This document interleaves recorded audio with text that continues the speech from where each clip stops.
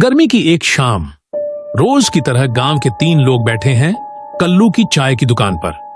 शाम का अड्डा कल्लू चाय के बिना जमती ही नहीं। रमेश भैया, आज तो बड़ी देर कर दी आपने। सूरज भी हमसे पहले चला गया। कल्लू की चाय की दुकान पर बैठा एक युवक हंसते हुए बोला, कल्लू भाई क्या करें, बुजुर्गों ने कहा है शाम की चाय और दोस्तों की बातें दोनों धीरे पीनी चाहिए। और कैलाश भैया, आज कुछ ज्यादा ही सोच में डूबे लग रहे हो। कुछ बातें हैं जो चाय से हल नहीं होती रमेश, मगर हाँ, चाय उन बातों को सुन सकती है। भैया, ये जो आप बोलते हो, क्या आप रात को सपना देख कर आते हो? नहीं, मैं सपनों में जाकर बातें सुनता हूँ, फिर लौटकर उन्हें चाय में मिलाकर पी लेता हूँ। रमेश ने टुकुर टुकुर देखा। कैलाश की यह शायराना बातें उसे अक्सर चकित करती थीं। इसी तरह बातों की महफिल सज रही थी। तभी एक धीमी आहट ने सबका ध्यान खींचा। गांव की तरफ से धूल उठाते हुए रास्ते से एक बूढ़ा आदमी आता दिखा। चेहरे पर वर्षों का अनुभव, चाल में धीमापन, लेकिन नजरें स्थिर, जैसे कोई कहानी अपने पैरों से चलती चली आ रही हो। अरे शर्मा जी, नमस्ते। आइए आइए, बहुत दिन बाद दर्शन हुए आपके। शर्मा जी आ गए, मतलब कोई कहानी जरूर निकलेगी शर्मा। अरे दोस्तों, चाय नहीं, आज मैं खुद ही एक चाय जैसी कहानी लेकर आया हूँ। कड़वी, मीठी और एकदम उबलती हुई। शर्मा जी, आप हमेशा अपने किस्सों में आधा सच और आधा रहस्य मिलाते हैं। आज भी वैसी ही कोई बात है क्या?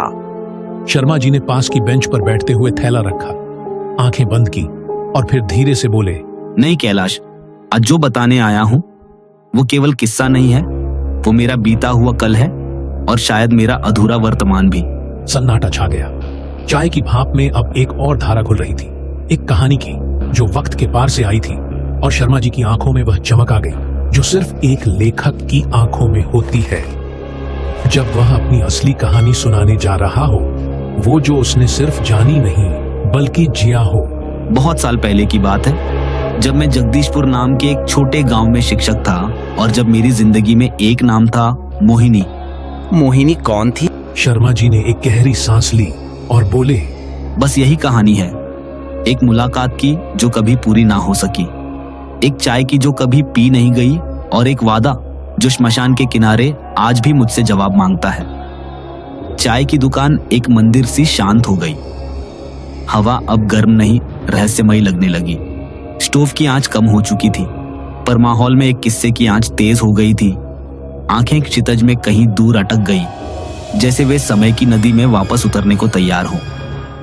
तो बात उन दिनों की है जब मैं जगदीशपुर के सरकारी स्कूल में शिक्षक के पद पर नियुक्त हुआ था। नए गांव, नई जगह, लेकिन दिल में पुरानी यादें समेटे।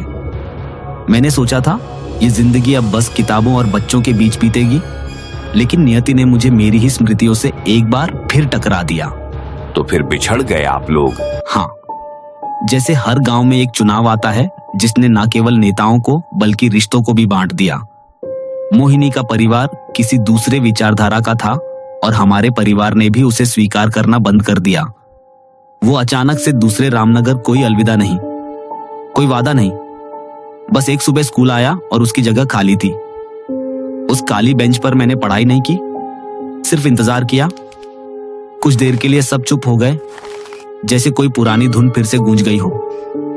हवा अब भी गर्म थी, लेकिन उसकी थपकियां एक गीली सी उदासी ले आई। फिर कभी बात नहीं हुई उनसे आप गए? करीब 15 साल बाद एक दिन डाक से एक चिट्ठी आई। मेरा नाम बड़े साफ अक्षरों में लिखा था, सूर्यकांत शर्मा जी। उन्होंने अपनी जेब से एक पुराना पीला पड़ा लिफाफा निकाला। उस पर की स्याही अब धुंधली थी, किनारे झड़ चुके थे, लेकिन एक कोने पर अब भी साफ लिखा था, रामनगर। वह पत्र लिखा था। उसने लिखा था कि उसे हाल ही में मेरे बारे में किसी से जानकारी मिली कि मैं जगदीशपुर में शिक्षक हूं। उसने अपने जीवन की कुछ बातें साझा की, कैसे उसकी शादी एक शराबी से हुई थी, कैसे उसका पति उसे छोड़ गया और अब वह अकेली रहती है। पर उसने यह नहीं लिखा कि वो मुझसे क्या चाहती थी, सिर्फ ये कि अगर कभी रामनगर आऊं तो मेरे घर की चौखट से लौटना मत। बहुत दिनों तक हिम्मत नहीं हुई। हर रविवार आता और मैं सोचता इस बार जाऊंगा, लेकिन स्कूल के काम, पिताजी की तबीयत और शायद दिल की डर ने रोक दिया। एक हल्की हवा चली, जैसे आसमान ने उस अतीत को सुन लिया। लेकिन फिर एक दिन हिम्मत बटोरी, सोचा बस बहुत हुआ, अब और देर ना करूं। मैं ट्रेन से निकला रामनगर की ओर। हाथ में वही पत्र था और दिल में 15 साल पुरानी एक धड़कन। रास्ते भर खिड़की से बाहर देखता रहा। पेड़, खेत, नहरें सब जैसे उस बीते समय के साथी थे। ट्रेन से उतरकर सीधे घर गए क्या? नहीं, स्टेशन पर उतरकर पता चला कि रामनगर गांव तक अब कोई साधन नहीं मिलता शाम के बाद। दुकानदार ने बताया कि एक ही रास्ता है जो शमशान के पास से होकर जाता है। अब सबकी आंखें चौकन्नी हो गई। माहौल एकदम बदल गया था। चाय की भाप अब भय से कांपती सी लग रही थी। हाँ, दुकानदार ने चेतावनी दी थी। कहा था रात को उस रास्ते पर जाना ठीक नहीं। कई लोगों ने कहा है कि वहां अजीब आवाजें आती हैं। कोई तुम्हें पुकारता है, कोई पास चलता है लेकिन दिखता नहीं। लेकिन मुझे तो सिर्फ एक आवाज चाहिए थी, मोहिनी की। फिर तक कोई कुछ नहीं बोला तो मैं चल पड़ा पैदल। डर लगा था बहुत। श्मशान का रास्ता रात में, आपको डर नहीं लगा? लेकिन उस डर से बड़ा मेरा पछतावा था। अगर मैं नहीं, शायद यह कहानी कभी पूरी नहीं होगी। और जब कोई अधूरी कहानी किसी लेखक के पास रह जाती है तो वह उसे जिंदगी भर काटती रहती है। अब सबके चेहरे गंभीर थे।